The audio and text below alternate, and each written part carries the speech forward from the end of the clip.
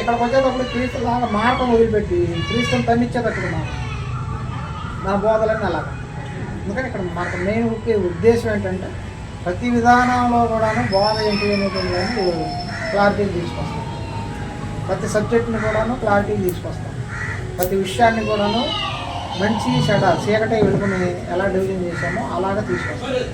క్రీస్తు చెప్పిన విధానానికి బయట లోకంలో నడుస్తున్న విధానానికి ఆ యొక్క డిఫరెన్స్ని చూపిస్తాం. అవన్నీ కూడాను ఎటువంటి క్వశ్చన్స్ మన దగ్గర రేజ్ అవుతూ ఉంటాయి. ప్రతి దినము కూడాను అనేక క్వశ్చన్లతో మనం ప్రయాణం చేస్తాం. ఈ క్వశ్చన్లన్నీ కూడాను ఎలాగుంటాయి అంటే లింక్ డాక్యుమెంట్స్లో వస్తూ ఉంటాయి. లింక్ డాక్యుమెంట్సే అంటే అర్థం ఏంటంటే ఒకటి చెప్పిన దానికి ఇంకో దానికి కమ్యూనికేషన్ ఉంటుంది. నేనేదో వరుసగా బైబిల్లో నుంచి ఫస్ట్ నుంచి చెప్పుకుంటా వస్తే 2000 సంవత్సరాలైనా బైబిల్ బోధించుకోవటం కాదు, 4000 సంవత్సరాలైనా బైబిల్ బోధిస్తూనే ఉంటాం. ఎదుటోడు ఎలా ప్రవర్తించాలో తెలియదు. అంతం అనేటువంటిది లేదు. అంతం అనేటువంటిది లేనప్పుడు ఎదుటోడు పని ఎలా చేస్తాడు? ఇప్పుడు వచ్చిన సమస్య అదే.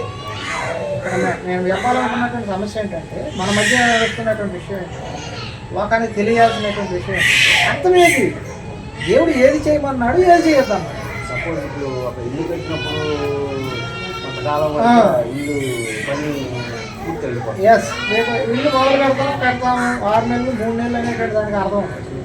ఇప్పుడు 10th క్లాస్ చదువుకోవాలంటే 1 సంవత్సరం, డిగ్రీ చదవాలంటే 3 సంవత్సరాలు, ఇంటర్ చదవాలంటే 2 సంవత్సరాలు, కాలేజీలో స్కూల్ అయిపోవాలంటే 10 సంవత్సరాలు. ఇలాగ ఒకదానికి ఒక లిమిట్ ఉంది. పిహెచ్డీ ఇలాగ 2 సంవత్సరాలు, ఇలాగ ఒకదానికి కానీ ఈరోజు చేస్తున్నటువంటి బోధకులు బోధలు చేస్తారు. అంతం లేదు. ఎంతకాలానికి అంతం లేదు అంటే ఒక మనిషి నేర్చుకోవడానికి అంతం లేదు. 30 ఏళ్ళ నుంచి సంఘానికి వస్తూనే ఉండాలి. వాళ్ళకి అసలు వాక్యం అనేటువంటిది తెలియదు. గ్రంథంలో ఏ గ్రంథంలో తెలియదు. దేనికి వస్తున్నారు వాళ్ళు? వస్తారు చక్కగా రోజు ప్రార్థన చేసుకుంటారు, ఇంట్లో రోజు ప్రార్థన బైబిల్ చదువుతూ ఉంటారు, కుటుంబం అంతా వస్తూనే ఉంటారు, చక్కగా మంచి ప్రార్థనలో ఉంటారు, దశం భాగాలు ఇస్తూ ఉంటారు, దేవుడి సేవలు పెద్దాల్లో ఉంటారు, మీటింగ్లు పెట్టేస్తూ ఉంటారు, అన్నీ చేస్తూనే ఉంటారు. కానీ వాళ్ళు బైబిల్ తెలియదు. అయితే ఈ లోకంలో ఆశీర్వాదం కోసం వస్తారే తప్ప ఆశీర్వాదం ఏది? ఆశపడతాం వేరు, ఆశీర్వాదం వచ్చిందని ఆశపడతాం. దేవుడు ఏమని చెప్పాడు? వాక్యాన్ని పాటించినప్పుడు నీకు ఆశీర్వాదం వచ్చేస్తుంది. పరలోకం గురించిన ఆశీర్వాదం అయితే లేదు, భూలోక ఆశీర్వాదం కూడా లేదు. ఇక్కడ ఆశీర్వాదం అనేటువంటి దానికి పరలోకం భూలోకం అని కాదు. ఆశీర్వాదం ఇక్కడ ఉంది, అక్కడ ఉంది. ఆశీర్వాదం వస్తే అంతా కమ్యూనికేషన్ వచ్చారు. కానీ ఇక్కడ మనం చెప్పేదాని విషయం ఏంటంటే వాళ్ళకి ఆశీర్వాదం లేదు, లేకుండా చేస్తుంది ఎవరు? మన బోధకులే. వాళ్ళకి ఆశీర్వాదం ఎందుకు రాదు అని అంటే వాక్యాన్ని పాటించినప్పుడు కదా ఆశీర్వాదాలు వచ్చేది. ఆశీర్వాదం భూమి అందులో ఆశీర్వదించబడతావు, పరలోకం అందులో ఆశీర్వాదం.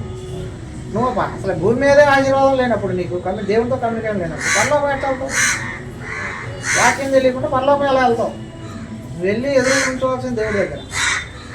దేవుడి దగ్గర నుంచున్నప్పుడు దేవుడు ఏం అడుగుతాడు అనేటువంటి విషయం నీకు తెలియతే, అది తెలిసినప్పుడు ఆడిని బట్టి మనం జాగ్రత్త పడాలి. అసలు ఏం అడుగుతాడు అనేటువంటి క్వశ్చనే నీకు తెలియనప్పుడు నువ్వు ఇక్కడ భూమి మీద ఎలా బతకాలనేది నీకు అక్కడ తెలుస్తుంది. ఇక్కడ దేవుడు చెప్పింది చేయకపోతే ఆయన దగ్గరికి వెళ్ళినప్పుడు నా గురించి నీకేం తెలుసు అంటే నువ్వేం చెబుతావు? ఇక్కడే తెలియనప్పుడు క్రీస్తు నువ్వేం ప్రకటిస్తావు? అందుకని మన జీవితానికి ఒక అర్థం అనేటువంటిది లేదు. ఈ విషయం పక్కన పెడితే ఇది బైబిల్ పరంగా హిందువులకు సంబంధించిన విషయాలు, ముస్లిమ్స్కి సంబంధించిన విషయాలు, దేశ ప్రగతికి సంబంధించిన విషయాలు, జియోగ్రాఫికల్గా లోకల్గా ఉండేటువంటి విషయాలు, ప్రతి విషయాన్ని కూడా క్షుణ్ణంగా కమ్యూనికేషన్తో, గుడ్ కమ్యూనికేషన్తో, గాడ్కి ఒక ఫిలాసఫీగా లేదా ఒక శక్తికి అనుసంధానంగా మనం మాట్లాడుకుంటాం. ఈ విషయాల గురించినటువంటి అవగాహన కావాలి అంటే నిజాలు తెలుసుకోవాలి. సత్యాన్ని అంగీకరించాలా, అసత్యాన్ని అంగీకరించాలా అనేటువంటిది డౌట్ వస్తుంది. మనం ఈ విషయంలో ఒక ప్రత్యేకత అనేటువంటిది మనం సంతరించుకోవాలి, దాన్ని నేర్చుకోవాలి, నేర్పాలి, తెలియజేయాలి అనేటువంటి ఉద్దేశంతో మనం ఈ కార్యక్రమాన్ని మొదలుపెట్టాం. మనకు ముఖ్యమైనటువంటి విషయం ఏంటంటే మన ఛానల్ పేరు క్రీస్తు నిజస్వరూపం. క్రీస్తు యొక్క నిజస్వరూపాన్ని మనం తెలుసుకున్నప్పుడే క్రీస్తుని ప్రకటించగలం. ఆ క్రీస్తుని ప్రకటించాలి అని అంటే నీ క్రీస్తు గురించి తెలియాలి. తెలిసినప్పుడే ఆయన దగ్గరికి నువ్వు వెళ్ళి ఆయన యొక్క స్టేటస్ అనేటువంటి తెలుసు. రాజు దగ్గరికి వెళ్ళాలని అంటే ఆ రాజుగారి గురించి తెలియకుండా నువ్వు వాళ్ళకి వెళ్ళి వెంటబడితే మాట్లాడాలి. అంటే ఆయన గురించి తెలిసినప్పుడు ఆయన కోపిష్టానికి తగ్గి ఉండాలి. ఆయన శాంతపడడానికి మనం ఒక విధానం చెప్పగలగాలి. అలాగే ఆయన యొక్క బిహేవియర్ ఏంటి, ఆయన గుణగణాలు ఏంటి అనేటువంటివన్నీ కూడా నీకు తెలుసుకోవాలని అంటే బైబిల్ ద్వారాగానే తెలుసుకోవాలి. నువ్వు సొంతంగా చెప్పకూడదు. దేవుడు గొప్ప గొప్పనామాయుడు అని 4 మాటలు చెప్తున్నాడు. అసలు దేవుడి యొక్క క్యారెక్టర్ ఏంటి అనేటువంటిది ఇక్కడ మనకి ఎవరు ఇంతవరకు బయటకు చెప్పదు. క్రీస్తుని ప్రకటించండి అని అంటే అందుకని అంటారు ఇక్కడ యూదులు అద్భుతాలను ఎదుగుతున్నారు, గ్రీకులు జ్ఞానాన్ని ఎదుగుతున్నారు. మేమైతే సిలువ వేయబడిన క్రీస్తుని ప్రకటిస్తున్నామని చెప్పి పౌలు గారు చెప్పినట్టు సిలువ వేయబడిన క్రీస్తు ఏంటి? సిలువ వేయబడిన క్రీస్తులో ఏముంది? దాన్ని ప్రకటించడం వీళ్ళు ఆ క్రీస్తు ఎవరు అనేటువంటి విషయాలు, ఆయన గుణగణాలు, ఆయన లక్షణాలను ఎలాగ వాళ్ళు వ్యక్తపరిచారు అది నువ్వు అడిగినటువంటి పౌలు గారు ఏం బోధ చేశాడు అనేటువంటి విషయంలోకి వచ్చినప్పుడు వాళ్ళు అపోస్తలు కాబట్టి అపోస్తల బోధ ఏంటి ఉంటారు. ఆ బోధ ఏంటి, దానికి సంబంధించినటువంటి విషయాలు ఎలా ఉంటాయి, దానిలో ఏమేమి ఉంటాయి, అవన్నీ మనం పాటిస్తున్నావా? మన సంఘారాధనలో అవన్నీ ఉన్నాయా? లేవు. ప్రతి సంఘంలో వాళ్ళు కూడాను ఇది అబ్జర్వ్ చేసుకోవాలి. అది లేనప్పుడు అది దెయ్యాల బోధే. ఆరాధన క్రమం అనేటువంటి ఒక బోధ లేనప్పుడు అది దెయ్యాల బోధ. వాక్యానికి వ్యతిరేకమైనటువంటిదంతా కూడా దెయ్యాల బోధ. కాబట్టి దీన్ని ఒక ప్రత్యేక స్థితిలో మనం ఒక క్రమబద్ధంలో ప్రతి దినము కూడాను ప్రతి వీడియోలో కూడాను కొన్ని విషయాలను ప్రస్తావన చేసుకుంటూ లింక్ డాక్యుమెంట్ ఉంటుంది.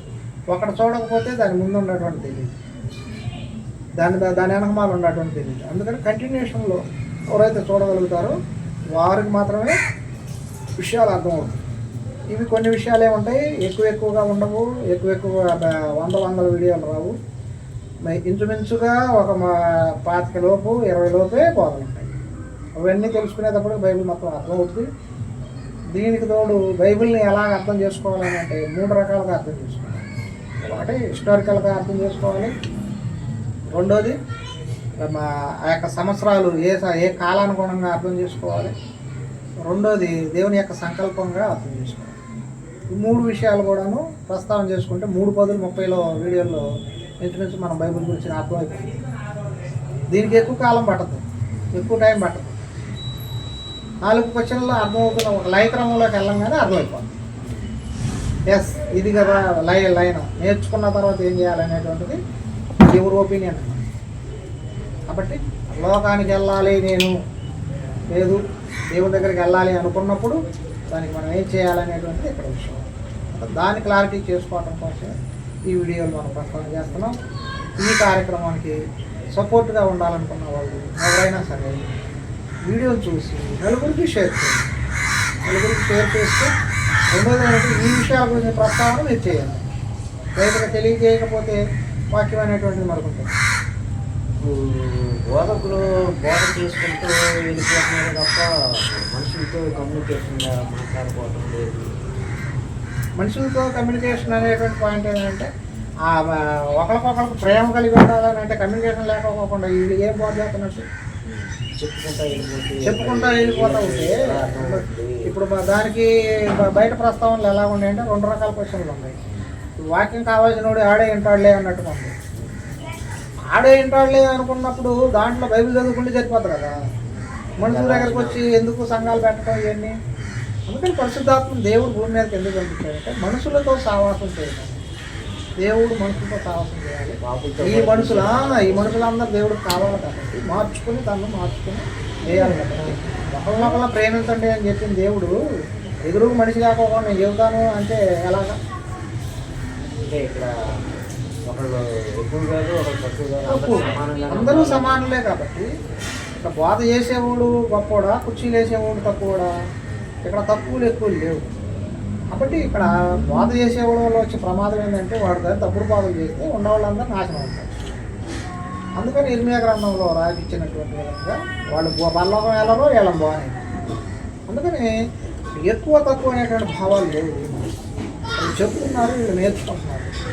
వీళ్ళకంటే ముందు వాళ్ళు నేర్చుకున్నారు కాబట్టి చెప్తారు అంతే. ఇట్లాంటి విషయాల పట్ల అవగాహన కలగటం కోసమే మనం ఈ వచనాలన్నీ అసలు నిజమైనటువంటి బోధలు ఏంటి, దెయ్యాల బోధలు ఏంటి, వాక్యం అంటే ఏంటి, అసలు దేవుడు ఏం చెప్పాడు, ఏం చేస్తున్నారు బయట, ఎవరు అసలు ఏం చేయాలి, ఏం చేస్తే పరలోకం వెళ్తారు, ఇవన్నీ చేయడానికి సాధ్యమేనా, బైబిల్ మొత్తం పాటించడం సమస్య సాధ్యమేనా, ఎలా క్రీస్తు చెప్పినటువంటి సూత్రం ఏంటి, క్రీస్తు చెప్పిన మర్మం ఏంటి, ఇటువంటి విషయాలన్నిటిని కూడా మనం ఒక విలువైనటువంటి ప్రస్తావనతో బయటకు తీసుకుంటాం. కాబట్టి ఈ కార్యక్రమాన్ని జయప్రదంగా అంటే అర్థం ఏంటంటే చూడాలి, చూసి ఆలోచించాలి అనేటువంటి భావంతోనే జయప్రదం చేస్తారని ఆశపడుతుంది. అంతే తప్ప దీనిలో ఏ భావాలు లేవు, ఎవరు డెక్కగొట్టేది లేదు. ఈ విషయాల ప్రస్తావన మా విషయాలు బయటకు వచ్చే కాడి నుంచి ఖచ్చితంగా ప్రాబ్లమ్స్ అనేటువంటివి వస్తాయి, గలిబిలి జరుగుద్ది. ఈ గలిబిలి జరిగినటువంటి వాళ్ళు ఏ ప్రాబ్లం లేదు. దేవుడి వాక్యాన్ని విని మార్చుకోగలిగిన వాళ్ళు మార్చుకుంటారు, వినని వాళ్ళు ఎటువంటి భావోద్రేకాలకు వెళ్ళాల్సిన అవసరం లేదు.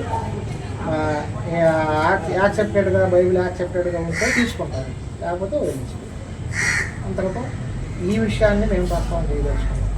అంతే తప్పనిచ్చి దీనిలో ఎటువంటి కుప్పాలు లేవు, ఎటువంటి విషయాలు. ఇవాళ ప్రపంచాన్ని ఎదుర్కోవాల్సినటువంటి సమస్య వస్తుంది కాబట్టి, ఇవాళ మా దేశం అల్కల్లోలంగా ఉంది, ప్రపంచం అల్కల్లోలంగా ఉంది కాబట్టి నిజమైన సువార్తను బయటకు తీసుకురావాలనే ఉద్దేశంతో క్రీస్తు యొక్క నిజ స్వరూపాన్ని మేము బయట ఆపేసాం.